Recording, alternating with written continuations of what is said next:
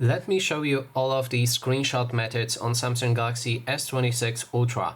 So first of all, I will focus on the gesture screenshots instead of the button screenshots like you can find in a quick access panel and etc. So we'll be focusing on the gesture and buttons screenshot of the physical buttons, I mean.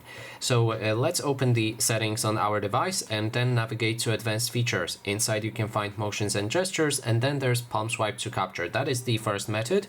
If you activate this, you'll be able to swipe your hand like this in a palm to capture a screenshot.